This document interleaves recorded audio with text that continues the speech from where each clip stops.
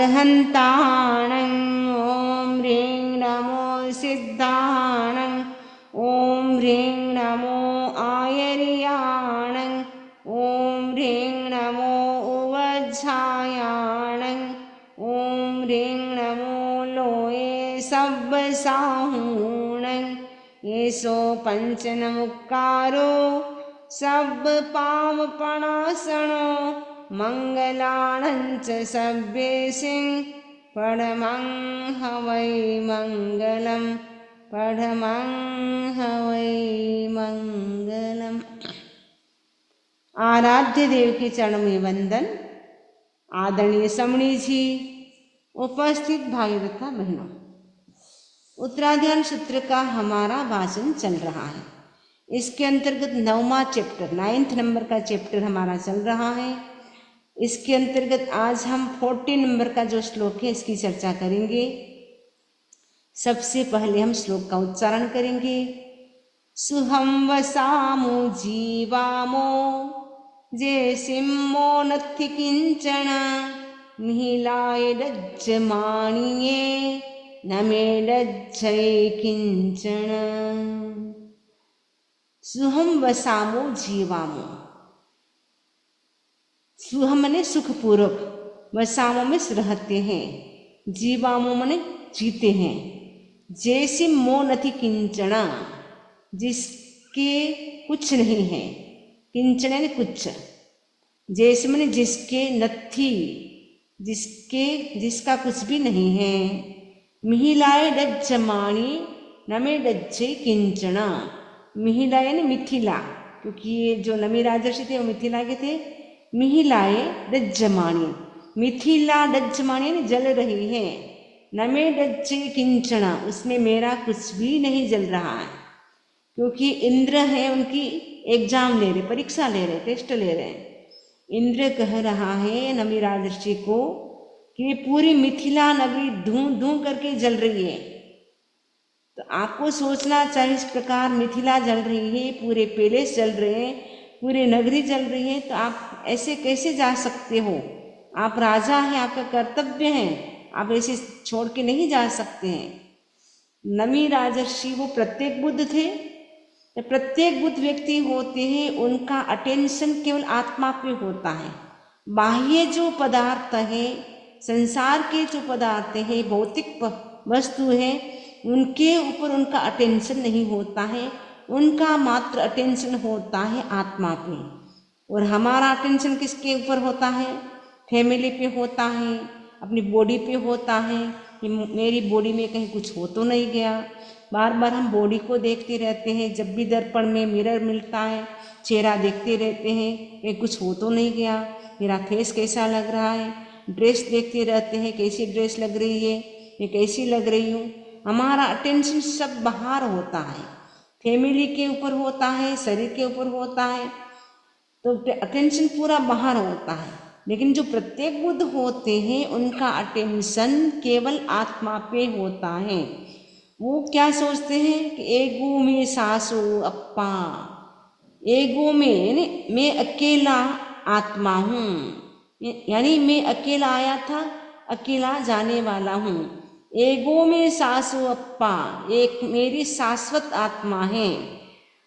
एगो में सासोप्पा नाण दंशन संजू, ज्ञान दर्शन से युक्त एक मेरी आत्मा शाश्वत है। शेषा सब बाह्या भावा, शेष सारे बाहरी पदार्थ हैं। एक मेरी आत्मा है, वो ज्ञान दर्शन से युक्त, वो परमानेंट है। बाकी तो सबका योग मिलता है, फिर वियोग हो जाता है, वो कंटिन्यू चलता रहता है। क्योंकि ये संसार के सारे पदार्थ क्या है? अनित्य हैं, टेम्परेरी हैं, परमानेंट नहीं है। सबके ऊपर एक्सपायरी डेट लिखी हुई है।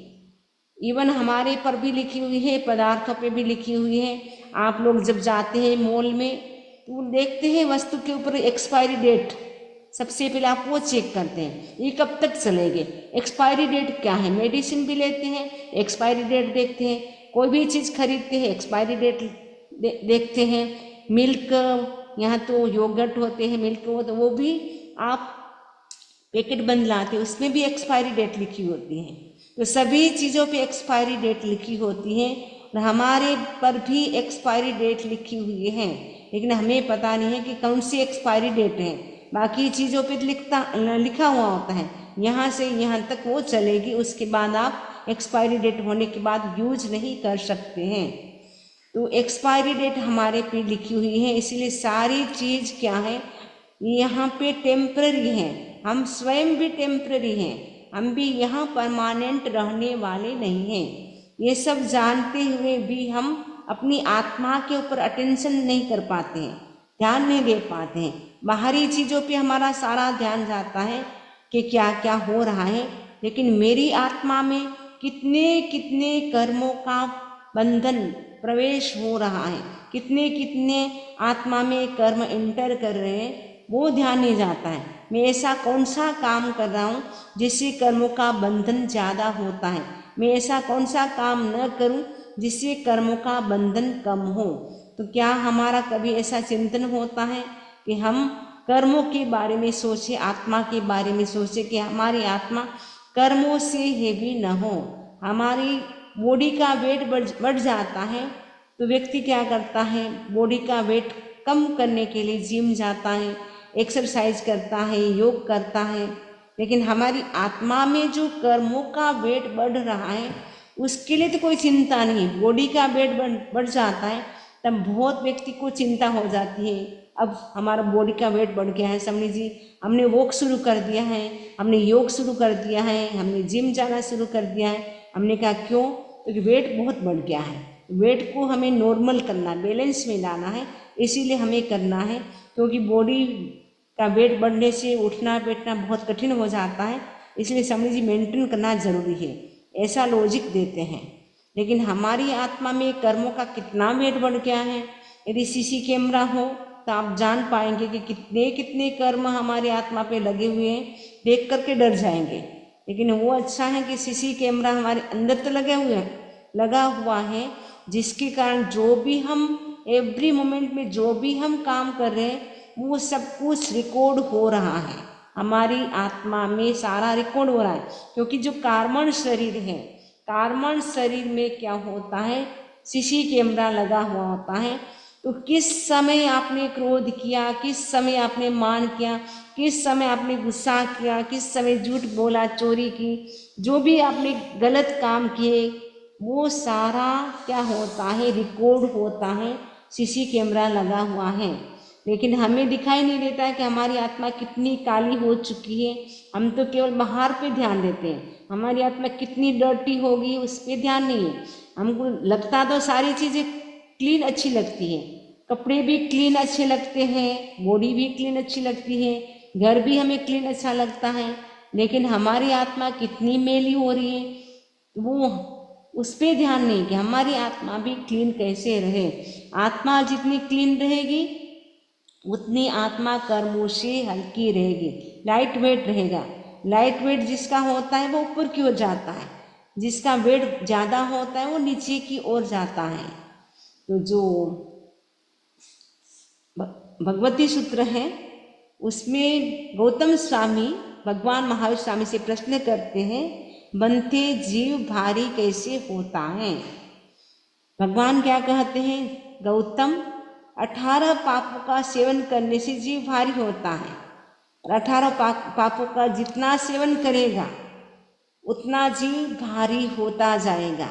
जितना वो सेवन नहीं करेगा, स्टॉप करेगा यानी संवर करेगा, उतना जीव नए कर्मों के बंधनों से मुक्त रहेगा। तो और फिर वो ऊपर से वो तपस्या करेगा, तो पास्ट लाइफ के जो कर्म है वो भी क्लीन होता जाएगा।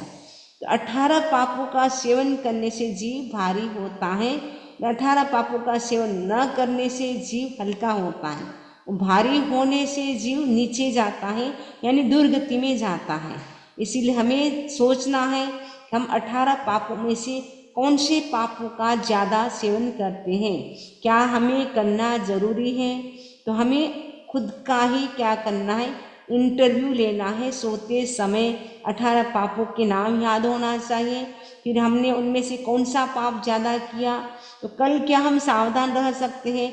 आज मैंने सपोज गुस्सा किया है तो कल मैं गुस्सा नहीं करूँगी, आज चीटिंग किए तो कल मैं चीटिंग नहीं करूँगी।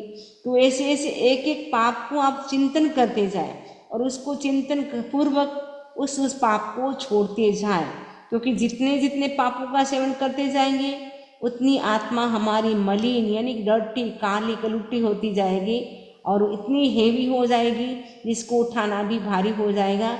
और हेवी तो एकदम नीचे नीचे नीचे चली जाएगी, फिर वहाँ पेनफुल सिचुएशन में हमें लाखों करोड़ों अरबों वर्षों तक वहाँ रहना पड़ेगा। इसीलिए अभी से हमें संभल जाना है। अभी हमारा ध्यान ज़्यादा आत्मा पे हो, हमारा फोकस आत्मा पे हो, जिससे हम कर्मों के बंधनों से बच सकते हैं।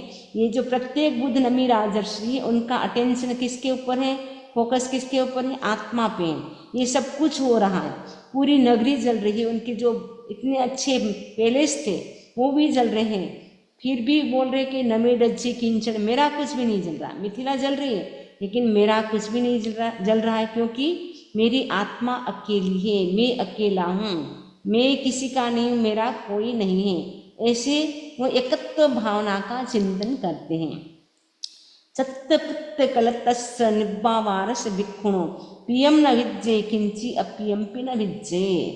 सत्य यानी छोड़कर, किसको, पुत्र यानी पुत्र, उनके बच्चे भी थे। कलतस्स यानी स्त्रियां, जो रानियां थी बहुत सारी उनके, तो क्योंकि राजा थे बच्चे भी बहुत सारे थे। निब्बावारस भिक्षुणो, भिक्षुणो यानी भिक्षु क्या होते हैं, निब्बावारस यानी किसी भी प्रकार का वो बिजनेस नहीं करते, बिजनेस से रहित होते हैं, वो जॉब नहीं करते, बिजनेस भी नहीं करते भिक्षु, क्योंकि भिक्षु होते वो भिक्षा जीवी होते, मांग करके लेते हैं, घर घर जाते हैं, उनका अपना कुछ भी नहीं होता है। बस इवन इनको सुई भी लेनी है, निडल भी लेना है तो भी मांग के लेना, मिट्टी भी लेनी है तो भी मांग के लेना, अपना कुछ भी नहीं होता है। सारी लाइफ उनको मांग करके खाना होता है। इसलिए साधु होते हैं निब्बावारस यानी व्यवसाय से रहित होते हैं, यानी बिजनेस नहीं करते हैं। पियम न विज्जे किंची, इसलिए उनका कोई भी प्रिय नहीं होता है। अपियम भी न विज्जे, कोई वस्तु अप्रिय भी नहीं होती है। जो कुछ है वो ठीक है, जो मिल गया वो ठीक है, उसी में वो हैप्पी रहते हैं। उनको कभी होता है, बोलते हैं साधु के लिए, कभी घी घड़ा कभी मुट्ठी छना, कभी तो इतनी चीज़ें मिल जाती हैं और कभी कुछ भी नहीं मिलता है, ऐसा भी होता है। तो लेकिन साधु होता है उन सब में क्या होते हैं, समता रखते हैं, संभाव रखते हैं। बहुम कुमुनिनो बद्धम अणगारस्य भिक्षुणो सब्बवो विप्पमुक्तस्य एकंतम अनुपस्सवो। एकंतम अनुपस्सवो, एकंत माने एकांत यानी एकत्वदर्शी। एकत्वदर्शी का मतलब एक अपनी आत्मा को देखने वाले, दूसरों की ओर उनका ध्यान नहीं, केवल आत्मा की ओर ध्यान। हमारा ध्यान दूसरों के ऊपर होता है कि वो व्यक्ति कैसा है, वो कैसा है, उसका नेचर कैसा है, दूसरों की चिंता करते हैं, दूसरे के बारे में बातें करते हैं, लेकिन मैं कैसी हूँ, मेरी आत्मा कितनी कर्मों से हल्की हुई या भारी हुई, उसका हम चिंतन नहीं करते हैं। एकंत मंगस यानी एकत्वदर्शी यानी एक आत्मा को देखने वाले। और साधु कैसे होते, अणगारश भिक्षुण यानी भिक्षु होते वो अणगार होते हैं, अणगार यानी घर का त्याग करने वाले होते हैं। और साथ में क्या होते हैं, तपस्वी होते हैं। और सब वो विप्रमुक्त, और सब बंधनों से वो विप्रमुक्त होते, विप्रमुक्त यानी मुक्त होते, बंधनों से वो रहित होते हैं, उनके ऊपर कोई बंधन नहीं, न फैमिली का बंधन, न बिजनेस का बंधन, कोई बंधन नहीं। विप्रमुक्त न कोई संयोग उनके होते हैं, यानी सारे रिलेटिव्स उनके लिए सब बराबर होते हैं। संसार में जितने भी पुरुष हैं वो उनके भाई के, स्त्री है उसके लिए, जैसे मान लो साध्वी हैं तो उनके लिए संसार में जितने भी पुरुष हैं वो भाई और पिता के समान होते हैं। यदि साधु हैं, मोंक जैन्स हैं मोंक, तो उनके लिए जितनी भी स्त्रियां वो बहन और माता के समान होती हैं, तो उनके लिए कुछ भी अपना नहीं होता है। विप्पमुक्त से सब प्रकार के बंधनों से वो रहित होते हैं और अकेला होता है। मैं अकेला हूँ, एकंतम मतलब मैं अकेला हूँ, मेरा कोई नहीं। इस प्रकार एकत्वदर्शी और गृह त्यागी एवं तपस्वी भिक्षु को क्या होता है, बद्धम ने बद्धम बहुम मुनिनो, बद्धम यानी सुख, बहुम यानी बहुत सुख होता है। तो सुख किसको मिलेगा, जो सोचेगा मेरा कुछ नहीं है, मैं अकेला हूँ, मैं सब प्रकार के बंधनों से रहित हूँ, तो उनको सुख मिलेगा। यदि वो अटैचमेंट रखेगा परिवार के प्रति, किसी व्यक्ति के प्रति, वस्तु के प्रति, तो वो सुखी नहीं रह सकता है। सुखी होने के लिए जरूरी है कि हम अपने में रहें। संसार में आप रहते तो साथ में आपको ध्यान भी देना पड़ेगा, लेकिन निश्चय नए से चिंतन करके मैं अकेली हूँ, अभी मैं व्यवहार नए से, क्योंकि निश्चय और व्यवहार दोनों का ही बराबर योग होता है।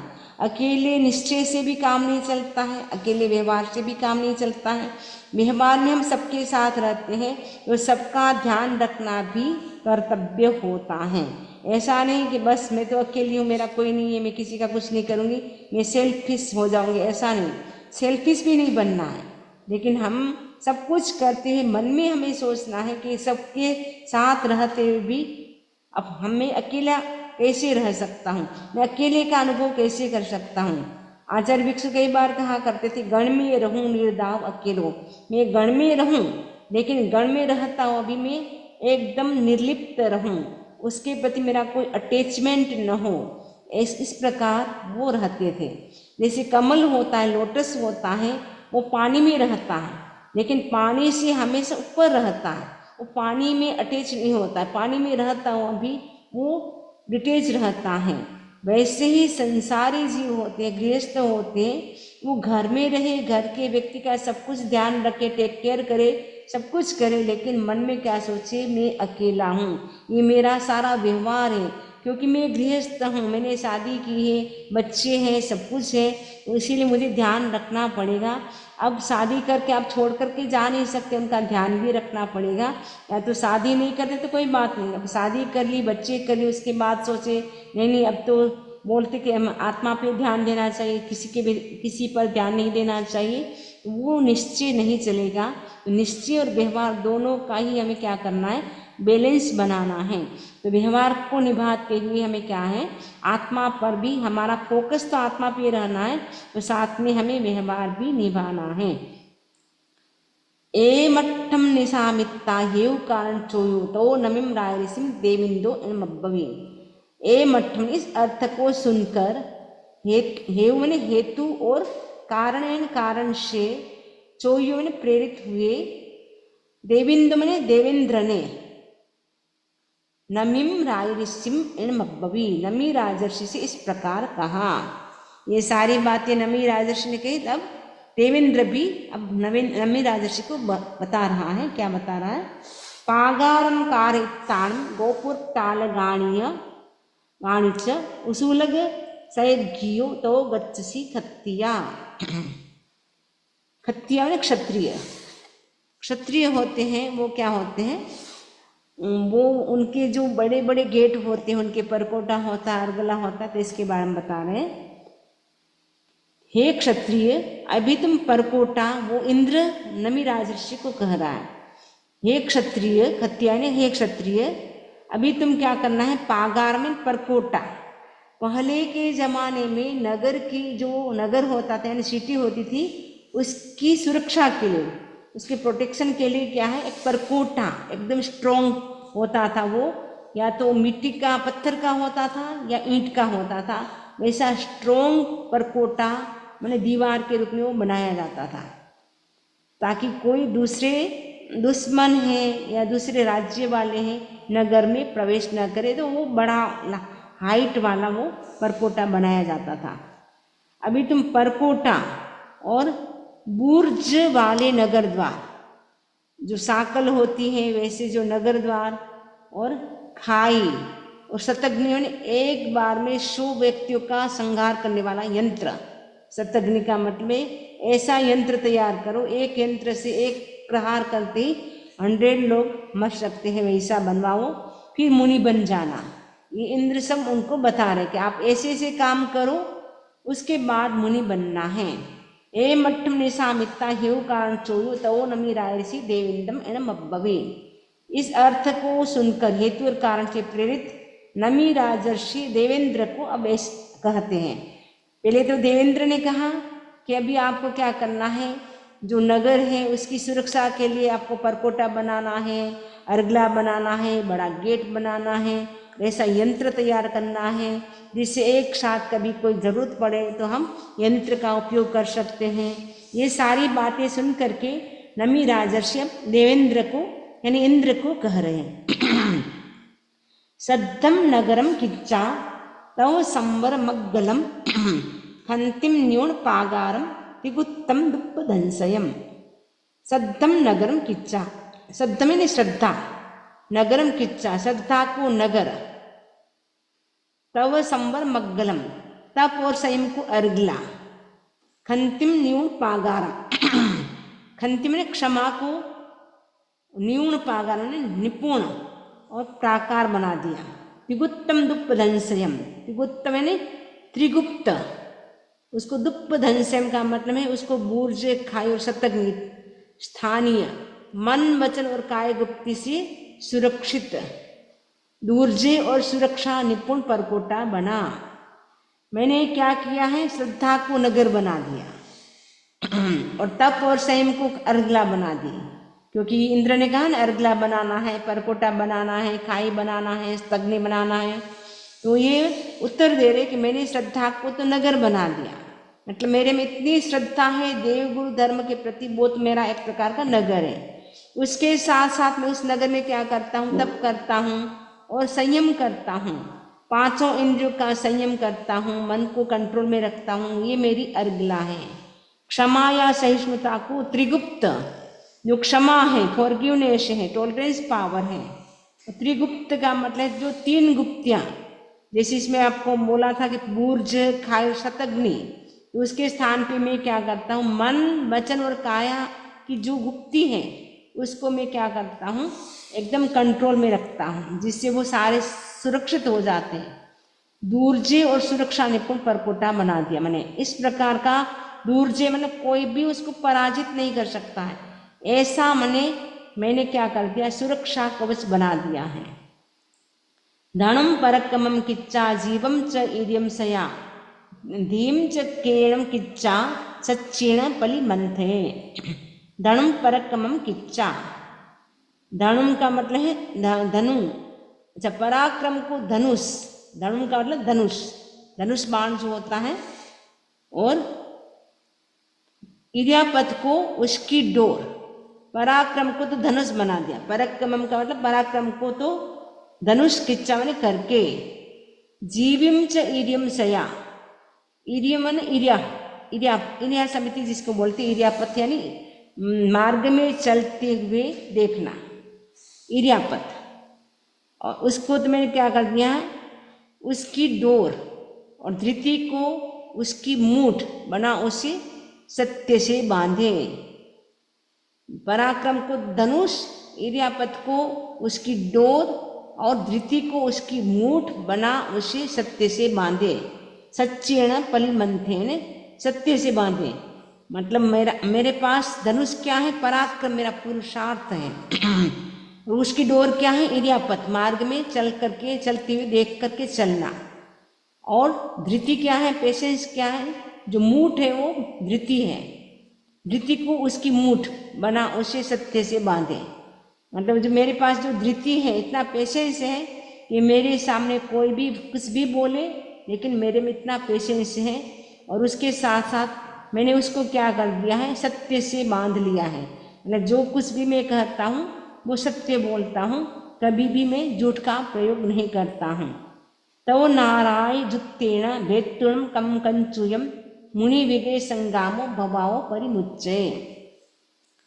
तप रूपी लोह बाण से युक्त धनुष के द्वारा कर्म रूपी कवच को भेद डाले, इस प्रकार संग्राम का अंत कर मुनि संसार से मुक्त हो जाता है। ये इंद्र से बता रहे हैं नमी राजर्षि। तव नाराय जुत्तेण, तप रूपी लोह बाण से क्या करते हैं, भेत्तुणम कम कंचुयम, कर्म कंचु यानी कर्म रूपी जो कवच को क्या करते हैं, वो भेद डालते हैं। क्योंकि तपस्या में इतनी शक्ति होती है, तो वो तपस्या से कर्म होते हो जल करके भस्म हो जाते हैं। जैसे फायर होती है, उसमें कुछ भी चीज़ डालो वो जल करके भस्म हो जाती है, वैसे ही हमारी आत्मा पे अनादि काल के जो पाप कर्म लगे हुए कार्मिक पार्टिकल्स हमारे आत्मा पे इतने सारे हैं, लेकिन तपस्या रूपी फायर से वो जल करके भस्म हो जाते हैं। तो वो क्या करते कि तप रूपी लोह बाण से युक्त धनुष के द्वारा कर्म रूपी कवच को भेद डालें और क्या करें, इस प्रकार संग्राम का अंत कर मुनि विगे संग्रामो, संग्राम यानी संग्राम यानी युद्ध का, विगत यानी अंत कर। मुनि क्या करे, भवाओ परिमुच्चे, भवाओ यानी भविष्य संसार से, परिमुच्चे मुक्त हो जाता है। ऐसा काम करने वाला मुनि क्या हो जाता है, संसार से मुक्त हो जाता है। ए मट्टम निसामिता यो कारण चोयो तवो नमिम रायसिम देविंदो इनमब्बवे। ए मट्टम इस अर्थ को सुनकर, हेतु और कारण से प्रेरित इस अर्थ को सुनकर, तवो नमिम रायसिम देवेंदो इनमब्बवे, देवेंद्र ने नमी राजर्षि से इस प्रकार कहा। अब देवेंद्र ने नमी राजर्षि से इस प्रकार कहा, क्या कहा, पासाय कारितान वर्धमान गिहाणीय बालक पोयाओय तो गच्छसि खत्तिया। हे क्षत्रिय, अब इंद्र नमी राजर्षि को बता रहा है, समझा रहा है, हे क्षत्रिय अभी तुम प्रासाद, प्रासाद यानी पैलेस, वर्धमान गृह यानी बड़ा घर, और चंद्रशाला, चंद्रशाला यानी चंद्रशाला बनवाओ, फिर मुनि बन जाना। मतलब अभी आपको अभी काम करना है, ऐसे अभी जल्दी नहीं जाना, आपको महल भी बनवाना है, बड़ा घर भी बनाना है, चंद्रशाला भी, जैसे भोजनशाला होती है, रसायनशाला होती है, भोजनालय होता है, वैसे चंद्रशाला भी आपको बनाना है। उसके बाद आपको क्या बनना है, तो गच्छसि खत्तिया, एक क्षत्रिय, उसके बाद आप गच्छसि यानी जा सकते हो, मुनि बन सकते हो। ए मट्टम निशामिता ह्यू कारण चोयो तवो नमी रायसी देविंदम इनमब्बवी। अब नमी राजर्षि बोलेंगे, ये अर्थ सुनकर हेतु और कारण से प्रेरित नमी राजर्षि ने देवेंद्र से इस प्रकार कहा। अब नमी राजर्षि देवेंद्र से क्या कहते हैं, संशयम खलु सोस कुणई जो मग्गे कुणे घरम जत्थेव गंतुमिच्छेजा तत्थ कुब्बेज सासयम। संशयम खलु सो कुणई, जिसको संशय होता है, डाउट होता है, वो क्या करता है, वो मग्गे यानी मार्ग में घरम कुणई, मार्ग में घर बनाता है। जिसको डाउट है कि पता नहीं मेरा मोक्ष होगा कि नहीं होगा, वो रास्ते में घर बनाता है। वह संदिग्ध ही बना रहता है जो मार्ग में घर बनाता है, न जाने कब उसे छोड़कर जाना पड़े। यानी रास्ते में घर बनाएंगे तो कभी भी सरकार के द्वारा आ सकता है कि अभी आप रास्ते में घर नहीं बना सकते हैं, क्योंकि रास्ते में आना जाना होता है, इसलिए अपने घर को आप यहाँ से हटाओ, तुड़वा देते हैं। इसीलिए हमें क्या है, ये कहते हैं नमी राजर्षि कि उस व्यक्ति को हमेशा संशय बना रहता है कि मार्ग में मैंने घर तो बना लिया, लेकिन ये पता नहीं कब घर छूट जाए, कब ऑर्डर आ जाए सरकार का कि अब इस घर को हम तुड़वा सकते हैं, क्योंकि रोड हमें बड़ी चाहिए। कितने घर आते हैं, तोड़ देते हैं, वो होता है क्योंकि रास्ते में घर होता है। अपना घर वही बनाना चाहिए जहाँ जाने की इच्छा हो, जहाँ जाने पर फिर कहीं जाना न हो। वही घर बनाना चाहिए जहाँ जाने की आपको इच्छा हो, और वो इच्छा कौन सी है, हमारी मोक्ष की इच्छा है। तो वहाँ पे हमें अपना घर बनाना चाहिए। रास्ते में घर बनाएंगे तो कोई भी हमारा घर छुड़वा सकता है। तो हमारा जो संसार में जो घर है वो हमारा परमानेंट नहीं है। अभी मान लो हम मनुष्य बने हैं, हम सब प्रकार की फैसिलिटी सब कुछ है, सोचेंगे हम तो यहीं रहेंगे, परमानेंट रहेंगे, लेकिन ये रियल में हमारा घर नहीं है। ये तो मिट्टी चूने का जो घर है वो तो रियल घर नहीं है। रियल घर तो हमारा मोक्ष में है। वहाँ घर अगर हमने बना दिया परमानेंट तो फिर वहाँ से हमें कोई नहीं हटाएगा। लेकिन अभी हम जो भी घर बनाएंगे, यानी नए नए हम घर बसाते रहते हैं, नया नया जन्म मिलता है, नए नए घर, नए ऑफिस, नए बच्चे, नया हस्बैंड, सब कुछ नए नए होते रहते हैं। लेकिन जब हमारा परमानेंट घर बन जाएगा, कहाँ पे, मोक्ष में। कई लोग घर लेते बहुत खुश होते हैं, समझ जी अपना घर बन गया। इतने दिन तो हम किराए पे थे, रेंट पे रहते थे, लेकिन अब अपना घर है। समझ जी आपको मैं जो दिखा रही हूँ अपना घर है। तो ये खुश होते हैं, व्यवहार में खुशी होना स्वाभाविक है, लेकिन ये घर भी परमानेंट हमारा नहीं है, क्योंकि इसमें भी हम कुछ समय रहेंगे, बाद में तो हमें चले जाना है। क्योंकि परमानेंट होता तो वहाँ से जाना नहीं पड़ता। परमानेंट न होने से हमें वो घर में सब कुछ होते भी हमारा आयुष्य पूरा हो जाएगा तो जाने की इच्छा नहीं होगी, तो भी हमें जाना पड़ेगा। उस घर में 40 साल, 50 साल, 60 साल, 70 साल, 90 साल रह जाएंगे, 100 साल रह जाएंगे, लेकिन उसके बाद उस घर को छोड़ के तो हमें जाना ही पड़ेगा, क्योंकि हम परमानेंट नहीं हैं। और वर्तमान समय में हमारी आयुष्य, हमारी एज भी बहुत कम है। पहले के ज़माने में लाखों लाखों हजारों वर्षों की एज होती थी, अभी तो हमारी 100 वर्ष की भी मुश्किल है। उसमें 100 साल किसको आता है? कोई 60 में चला जाता है, कोई 65 में, कोई 70, कोई 80, 90, 100 तो बहुत रेयर कोई कोई आते हैं पुण्यशाली आत्माओं को, बाकी तो लगभग 70, 80, 90 के बीच में ही चले जाते हैं। तो ये नमी राजर्षि कहते कि जो मार्ग में घर बनाता है, रास्ते में घर बनाता है, उनको हमेशा संशय यानी डाउट रहता है कि पता नहीं कब क्या हो जाए, कब हमारा घर बिखर जाए, कब हमारा घर तोड़ दे, ऐसा उनको हमेशा टेंशन रहता है। लेकिन अपना घर हमें वहाँ बनाना चाहिए जहाँ हमें जाने की इच्छा है, और वहाँ इच्छा है मोक्ष की, और वहाँ जाने के बाद वापस हमें न आना पड़े। मोक्ष की प्राप्ति के लिए हमें क्या करना पड़ेगा? सम्यक दर्शन, सम्यक ज्ञान, सम्यक चारित्र की प्राप्ति करनी पड़ेगी। सम्यक दर्शन, सम्यक ज्ञान, सम्यक चारित्र की प्राप्ति होने पर ही वो परमानेंट घर हम बना सकते हैं। अदरवाइज तो हमें ऐसे ही टेम्परेरी घर मिलते रहेंगे।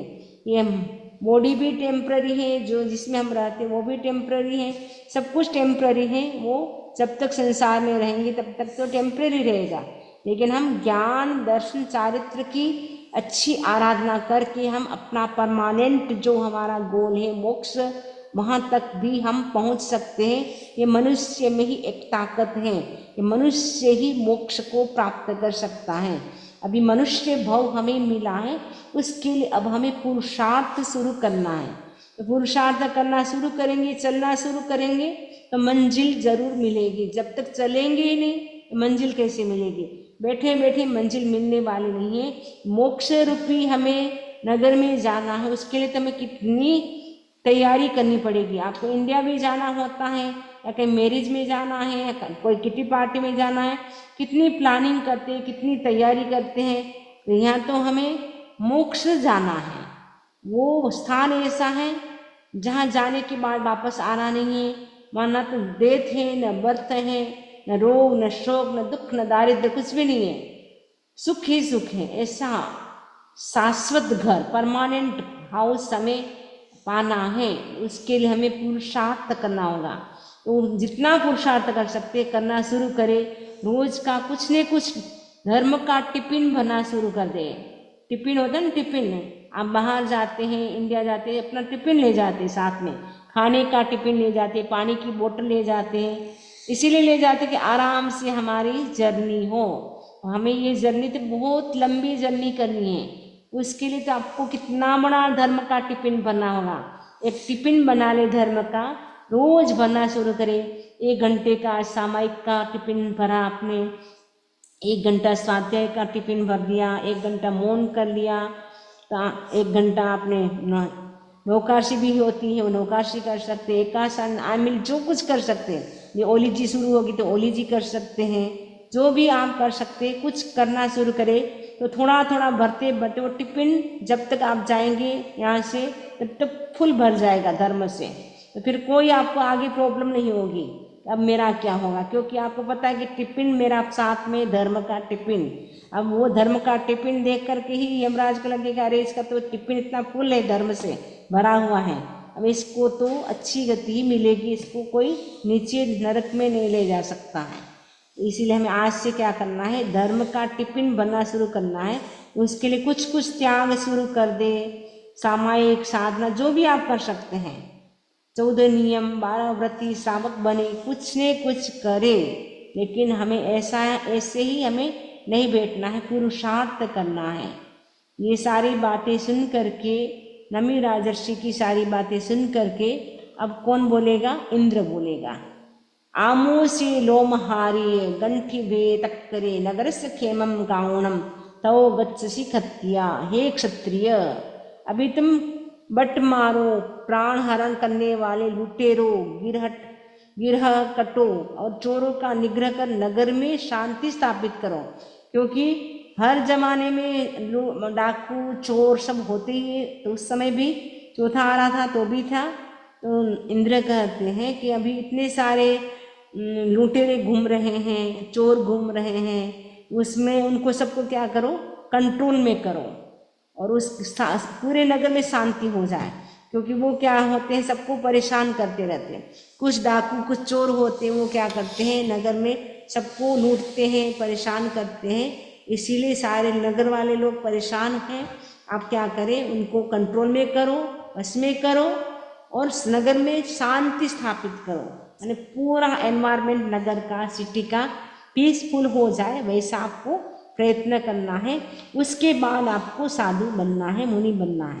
ए मट्टम निशामित्ता हेव कारण चोयो तो नमी ऋषि देवेंद्रम एणमब्बवे। ये अर्थ सुनकर हेतु और आचरण से प्रेरित हुए नमी राजर्षि ने देवेंद्र से इस प्रकार कहा। अब देवेंद्र से नमी राजर्षि कहते हैं, असयं तु मनुष्य मिच्छा दंडोपजुंजे अकारिणोत्थ बज्जंती मुच्चै कारवो जनो। असयं तु मनुष्य, मनुष्यों के द्वारा, असय माने अनेक बार, मिथ्या दंड का पौन से प्रयोग किया जाता है। अकारणोत्थ बज्जंती, अकारण माने जो अपराध नहीं करते हैं वो तो बज्जंती माने पकड़े जाते हैं। मुच्चै कारो जनो, जो अपराध करते हो तो मुक्त हो जाते हैं। कई होते हैं अपराध करके वो तो भाग जाते हैं। बेचारा निरपराधी व्यक्ति है, जिसने कोई कुछ किया नहीं, उसको पनिशमेंट किया जाता है। जिसको पनिशमेंट देना चाहिए वो तो छूट जाता है, जिसको पनिशमेंट नहीं देना चाहिए बेचारा वो बीच में फंस जाता है। ए मट्टम निशामित्ता ह्यू कांचो तो नम रायसिम देवेंद्र इणमब्बवे। इस अर्थ को सुनकर और हेतु और कारण से प्रेरित हुए देवेंद्र ने नमीम रायसिम एणमब्बवे, नमी राजर्षि से इस प्रकार कहा। जे के न पथिवा तुब्बम नानमंती नराहिवा वसेति ठावित्तान तो गच्छसि खत्तिया। अभी नमी राजर्षि देवेंद्र को क्या कहते हैं, हे नराधि क्षत्रिय, जो कई राजा तुम्हारे सामने नहीं झुकते उन्हें वश में करो, फिर मुनि बन जाना। मतलब इंद्र कह रहा है नमी राजर्षि को। नमी राजर्षि की सारी बातें सुन करके इंद्र कहता है, हे नराधिप, हे माने ये राजा, क्षत्रिय थे वो राजा होते, क्षत्रिय होते हैं। जो कई राजा हैं तुम्हारे सामने नहीं झुकते हैं, उन्हें भी क्या करना है, वश में करना है, फिर मुनि बन जाना। तो नगर में जो भी लूटपाट हो रही है, लूटे रहे, उनको भी कंट्रोल में करना है। और जो झुकते नहीं है, जिसमें घमंड है, ईगो है, उनका भी ईगो खत्म करना है। उसके बाद मुनि बनना है। अब नमी राजर्षि क्या कहते हैं, ये अर्थ सुन करके, जो सहसम सहसाम संगावे विजय जिणे एगम जिणे जप्पाणम ऐसे से परमोजो। इस श्लोक को हम अरतवन्ना में एवरीडे गाते हैं। जो सहसम सहसाम, सहसम सहसाम माने संगामे का मतलब संग्राम, दुर्जय का मतलब दुर्जय, दुर्जय संग्राम में सहसम सहसाम यानी 10 लाख योद्धाओं को जीने माने जीतता है। एगम जिणे अप्पाणम, एगम जिणे जने, एगम माने अकेले, अप्पाण ने आत्मा को, जीणे माने जीतता है। ऐस से परमो जवो, ऐस से माने यह, से माने उसकी, परमो यानी परम, जो यानी विजय है। जो पुरुष संगामे दुर्जय, दुर्जय यानी दुर्जम, दुर्जय संगाम यानी दुर्जय संग्राम में, सहसम सहसा हजारों यानी 10,000, 10,000 यानी 10 लाख हो जाएगा। हजारों से हजारों मल्टीपल करेंगे, 10,000 से 10,000 तो क्या 10 लाख योद्धा हो जाएंगे। सहसम सहसाणम, सहसम सहसाण का मतलब है, सहस्रम सहस्राणम का मतलब 10 लाख योद्धाओं को जीने मने जीतता है। एक तरफ तो व्यक्ति 10 लाख योद्धा हो, 10 लाख जो योद्धा है, सोल्जर है, उनको जीतता है। उसकी अपेक्षा विजय किसकी बड़ी होती है? एगम जिनेज अप्पाणम, एगम ने एक, अप्पाण मन आत्मा को, जिनेज मने जीतता है, केवल अपनी आत्मा को जीतता है। ऐस से परम मोजवो, यह से मन उसकी क्या है? परमो परम विजय है, विजय ने परम विजय है। अपान में जुज्जाय किमते जुज्जैन बज्जो, अपान में अपानम जयता सुने। अपान में जुज्जाय, आत्मा के साथ युद्ध करो। किमते जुज्जैन बज्जो, बज्जो ने बाहरी, जुज्जैन मैंने युद्ध से, किमते तुम्हें क्या होगा। अपान में अपान, अपान में अपान, आत्मा को आत्मा के द्वारा ही क्या करे? जयता, जीत करके सुहम एह, इस लोक में सुखी होता है। आत्मा के साथ ही युद्ध कर, बाहरी युद्ध से तुझे क्या लाभ। आत्मा को आत्मा के द्वारा ही जीत कर मनुष्य सुख पाता है।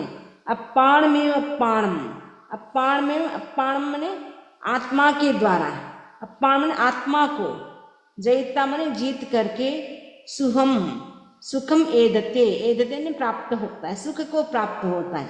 आत्मा को जो जीतता है आत्मा के द्वारा, वही सुख को प्राप्त होता है। जो बाहरी युद्ध करता है वो कभी भी सुख को प्राप्त नहीं करता, उल्टा और दुखी हो जाता है। तो भगवान कहते हैं, नमी राजर्षि कहते हैं, तो जो एक आत्मा को जीत लेता है उसकी परम विजय होती है। इसलिए अब मुझे तो क्या करना है? आत्मा से, आत्मा के साथ युद्ध करना है, बाहर के साथ युद्ध नहीं करना है। बाहरी युद्ध तो मैंने बहुत कर लिए, लेकिन अब मुझे क्या करना है? आत्मा के द्वारा आत्मा से युद्ध करना है। आत्मा से युद्ध करेंगे, कैसे करेंगे? आज आपको भोजन नहीं मिलेगा, आज उपवास करेंगे तो फाइटिंग हो जाएगी ना, क्योंकि उसको तो हमेशा खा रही आत्मा, उसको तो खाने के संस्कार है। भूख लगती है, सिर दुखता है, फिर पाँव दुखता है, अरे बहुत सिर दुख रहा है, पाँव दुख रहा है, पेट में कुछ कुछ हो रहा है, क्योंकि अनादिकाल के संस्कार है। तो आत्मा के साथ युद्ध करने के लिए आत्मा जो नहीं चाहती वो काम करेंगे, वो आत्मा के साथ युद्ध हो जाएगा।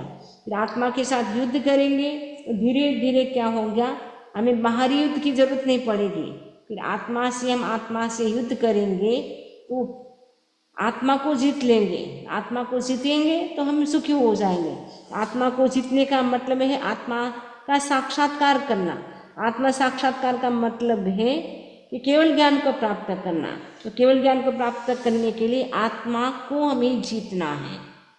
तो अभी हमारा टाइम हो गया है, तो 35 श्लोक तक की संख्या हमारी कंप्लीट हो गई है।